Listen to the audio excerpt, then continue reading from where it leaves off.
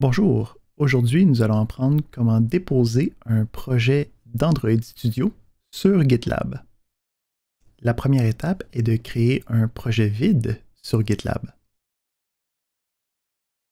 La configuration de la visibilité du projet est à votre choix, mais il est important de ne pas initialiser le projet avec un README.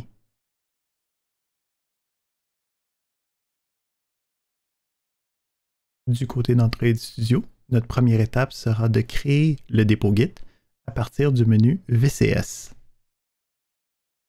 Vous pouvez ensuite sélectionner le dossier de votre projet où sera créé votre dépôt Git. Faites attention de prendre le dossier parent. La prochaine étape est de configurer le dépôt externe ou remote de GitLab à notre projet dans Android Studio. Nous commençons par copier l'adresse HTTPS de notre dépôt sur GitLab.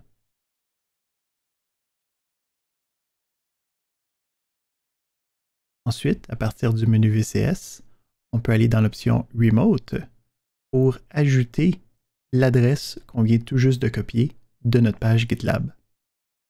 Notre nom d'utilisateur et mot de passe sera demandé. Avant d'ajouter des fichiers dans un commit, il est important de regarder les fichiers de gitignore qui sont avec notre projet. Pour ce faire, on peut changer du mode Android au mode projet pour voir tous les fichiers. Ces fichiers ont été créés automatiquement à la création de notre dépôt Git d'Android Studio. L'utilisation du gitignore nous permet d'éviter de mettre notre application compilée et bâtie dans notre dépôt, ce qui augmenterait la taille considérablement. Nous pouvons ensuite rajouter tous nos fichiers de notre projet à un premier commit.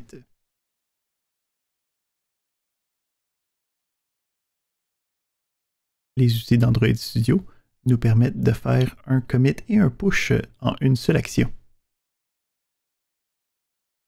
Même si votre projet émet des avertissements, il est sécuritaire de faire le commit et le push. La dernière étape est de vérifier et de faire le push final vers GitLab.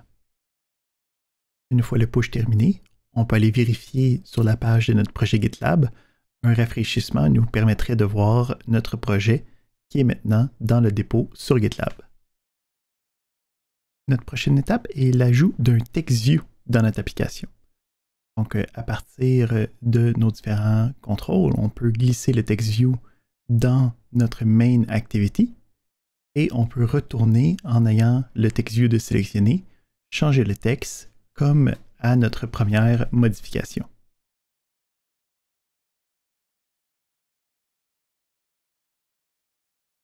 Il est intéressant d'aller regarder dans notre commit les différences de notre fichier activity main.xml. On peut remarquer que même si on utilise une interface, derrière, c'est seulement un fichier de configuration en texte. Après votre modification, n'oubliez pas de faire votre commit et votre push pour que les changements soient téléversés dans votre dépôt sur GitLab. Ceci met donc fin à notre tutoriel entre Android Studio et Git. Bonne journée!